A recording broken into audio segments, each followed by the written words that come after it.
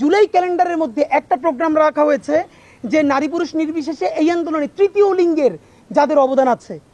খুব ক্লিয়ার একটা কথা বলি, তৃতীয় লিঙ্গ বলতে আসলে ওরকম কোনো লিঙ্গ নাই। লিঙ্গ আমরা বাংলাদেশে দেখেন অবশ্যই রাজনীতিবিদরা গুরুত্বপূর্ণ, কিন্তু বাংলাদেশ স্বাধীনতার সার্বভৌমত্ব আমাদের কাছে এতটাই বেশি গুরুত্বপূর্ণ যে তার চূড়ান্ত সিদ্ধান্ত কেবলমাত্র রাজনীতিবিদদের হাতেই ছেড়ে দেওয়া যায় না। সুতরাং আমরা জুলাই সনদের জন্য আগামী 1 তারিখ জুলাইয়ের প্রথম দিনে লাল মার্চ যে ঘোষণা করেছি তা হবে এবং সকলকে অংশগ্রহণ করার জন্য অনুরোধ করছি। এবার আপনাদেরকে দুই একটা কথা বলে রাখি। দ্বিতীয় পর্যায়ে সরকার ইতিমধ্যে একটা জুলাই ক্যালেন্ডার ঘোষণা করেছে। জুলাইয়ের 1 তারিখ থেকে 36 জুলাই বা আগস্টের 5 তারিখ পর্যন্ত সে অনেক প্রোগ্রাম করবে। এখানে দুই একটা জিনিস শুধু নোক্তা দিয়ে রাখা মনে করি। নাম্বার 1, সে এখানে এই জুলাইয়ের যত স্টেক হোল্ডার প্রায় সবাইকে নিয়ে বিভিন্নভাবে সেলিব্রেট করবে যে অমুকের স্মরণে। দেখেন এখানে একটা মুশকিল হলো, দেখলাম রিয়া গোপের নামে একটা প্রোগ্রাম আছে, এরকম বিভিন্ন সিগনিফিকেন্ট শহীদের নামে। এখন মুশকিলটা হলো, আপনি যেদিন রিয়া গোপের নামে প্রোগ্রাম করবেন, শহীদ আব্দুল আহাদের বাবা, যেই আহাদ সব থেকে কনিষ্ঠ, যার বয়স মাত্র 4 বছর, সে তো বলবে যে আমার ছেলে কি তাহলে শহীদ হয় না, তার নামে কি একটা দিবস করা যায় নাই? আপনি যখন শহীদ আবু সাইদের নামে একটা দিবস করবেন, তখন ওয়াসিমের পক্ষ থেকে বলা হবে একই তারিখে চট্টগ্রামে আমার সন্তান শহীদ হয়েছে, তাহলে কি তার নামটা নেওয়ার কোনো দরকার নাই? আমাদের ডকুমেন্টেড 1500-র বেশি শহীদ আছে, আপনি কার নামে করবেন? যার সাথে লিঙ্ক লবি বেশি বা যাকে নিয়ে আপনার পলিটিক্যাল ফায়দা বেশি তার নামে? সুতরাং আপনাদেরকে একটা মনে করাই দেই, এই জুলাই ক্যালেন্ডারের মধ্যে একটা প্রোগ্রাম রাখা হয়েছে যে নারী পুরুষ নির্বিশেষে এই আন্দোলনে তৃতীয় লিঙ্গের যাদের অবদান আছে। খুব ক্লিয়ার একটা কথা বলি, তৃতীয় লিঙ্গ বলতে আসলে ওরকম কোনো লিঙ্গ নাই। লিঙ্গ মানে বায়োলজিক্যাল লিঙ্গ। আমাদের বাংলাদেশে জনগোষ্ঠী 3টা, বায়োলজিক্যালি পুরুষ, নারী অথবা হিজড়া জনগোষ্ঠী, যারা আমাদের সমাজের মূলধারার অংশ। আপনি বলবেন ঠিক আছে পুরুষদের জন্য এটা, নারীদের জন্য এটা, ওকে। এই আন্দোলনে আমাদের হিজড়া জনগোষ্ঠীর ভাই বোনেরা কিভাবে কন্ট্রিবিউট করেছে আপনারা দেখেছেন, তাই আপনি ওখানে হিজড়া জনগোষ্ঠী লিখতে সমস্যা কি? আপনি সেটাকে কৌশলে যে তৃতীয় লিঙ্গ লিখছেন, এই তৃতীয় লিঙ্গের মধ্যে পরবর্তীতে যে আপনি এটাকে সফটলি সমকামিতাকে আপনি আস্তে আস্তে করে নিয়ে আসবেন, এটুকুন আমরা বুঝি। এর প্রমাণ হলো সংসদ ভবনের দক্ষিণ প্লাজায় আপনারা যে ড্রোন শুট করেছেন জুলাইয়ের আন্দোলন কেন্দ্র করে শহীদদেরকে নিয়ে বিভিন্নভাবে আকাশে, হঠাৎ করে সেখানে এই যে সমকামিতার একটা সিম্বল, যে দুপাশে ডানা কাটা এই যে সিম্বল ডানা, সেইটা কোত্থেকে আসলো? আপনারা আমাকে একটু বুঝিয়ে বলেন তো ভাই, এই জুলাই আন্দোলনের সাথে সমকামিতার কি সম্পর্ক ভাই?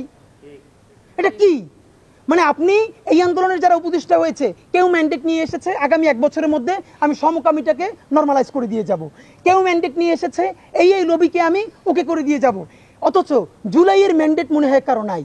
সুতরাং আপনারা যদি বুঝেন, এটা আমরা বুঝি না, খুবই ক্লিয়ারলি বুঝি, বেশি করে ধরলে আপনাদের অন্য কাজ ব্যাহত হবে, এই জন্য আপনাদেরকে এটা এত বেশি ধরি না।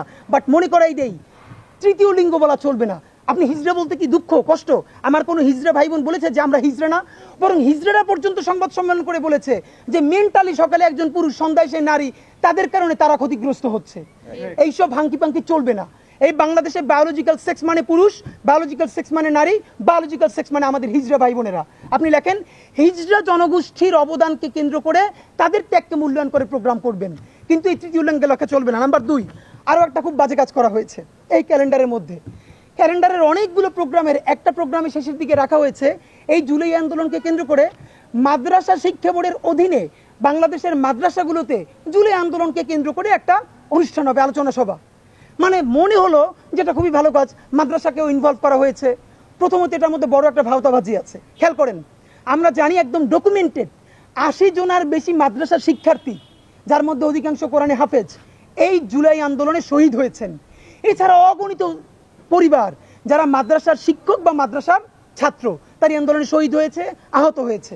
আচ্ছা, এই যে জুলাইয়ের মাদ্রাসা শিক্ষার্থীদের শহীদ, এইটা কি শুধু স্বীকৃতি মাদ্রাসা আলারাই দিবে, নাকি আম জনতার সারা বাংলাদেশের স্বীকৃতি দিতে হবে? তাহলে সারা বাংলাদেশ মাদ্রাসা পর্যন্ত যখন মেনে নিচ্ছে এই আন্দোলনের প্রাণ আমাদের নারীরা, তারাও এটা নিয়ে এখন উল্টোপাল্টা কথা বলছে না। হেফাজতের মতো সংগঠন, তাদের ওখানে 2-1টা ভুল ভ্রান্তি হয়েছে নারী নিয়ে, আপনারা দেখেছেন, অফিসিয়ালি তারা দুঃখ প্রকাশ করেছে। এটা তো আমাদের জুলাইয়ের ইমপ্রুভমেন্ট, জীবনেও তো এটা হেফাজত করতো না, বাট করেছে। এখন আপনার কাজ কি? আপনি মাদ্রাসাকে দিয়ে মাদ্রাসার অ্যাকনলেজমেন্ট করাবেন? ঢাকা বিশ্ববিদ্যালয়ের নারীদেরকে বলতে হবে না এই আন্দোলনের একটা বড় প্রাণ ছিল মাদ্রাসা? বাংলাদেশের প্রতিটা প্রাণকেন্দ্র থেকে বলতে হবে না, মাদ্রাসা থেকে বলতে হবে নারীরা ছিল আমাদের আন্দোলনের প্রাণ। আর সেকুলার জায়গা থেকে, এই বিশ্ববিদ্যালয় থেকে, দেশের প্রত্যেকটা শিক্ষা প্রতিষ্ঠান থেকেও বলতে হবে আমাদের পাশে এসে দাঁড়িয়েছিল আমাদের মাদ্রাসা শিক্ষার্থীরা। তাহলে কেন শিক্ষা মন্ত্রণালয় থেকে এই প্রোগ্রামটা সারা বিশ্ববিদ্যালয়ে সারা দেশে না করে আপনি শুধুই মাদ্রাসার মধ্যে পাঠালেন? আবার প্রান্তিকতার রাজনীতি চলছে এখানে, এই প্রান্তিকতা চলবে না। নাম্বার 2, আপনারা জানেন, যারা মাদ্রাসা শিক্ষা ব্যবস্থা জানেন, বাংলাদেশের মাদ্রাসা শিক্ষা ব্যবস্থা দুটো পার্ট। একটা হলো এই যে মাদ্রাসা শিক্ষা বোর্ডের অধীনে যারা এমপিওভুক্ত হাজার হাজার মাদ্রাসা, কিন্তু এর বাইরে হাজার হাজার মাদ্রাসা, যেটাকে আমরা বলি কওমি মাদ্রাসা, যারা কোনোভাবে সরকারের এমপিওভুক্তির মধ্যেও নাই, সরকারের কাঠামোর মধ্যেও নাই। তো এই আন্দোলনে তো অগণিত শহীদ কওমি মাদ্রাসার শিক্ষার্থীরা, কওমি মাদ্রাসার ছাত্ররা। তো এই প্রোগ্রাম যদি মাদ্রাসা শিক্ষা বোর্ড করে, তাহলে তাদের তো কওমি মাদ্রাসায় কোনো অ্যাক্সেসই নাই, তাহলে কওমি মাদ্রাসায় প্রোগ্রাম করবে কে?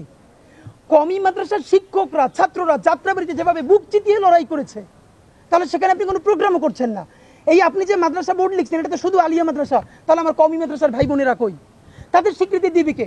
সুতরাং এই প্রোগ্রামকে শুধু মাদ্রাসা বোর্ডের অধীনে করলে চলবে না, এই প্রোগ্রামকে শিক্ষা মন্ত্রণালয়ের অধীনে করে দেশের প্রত্যেকটা শিক্ষা প্রতিষ্ঠানে করতে হবে।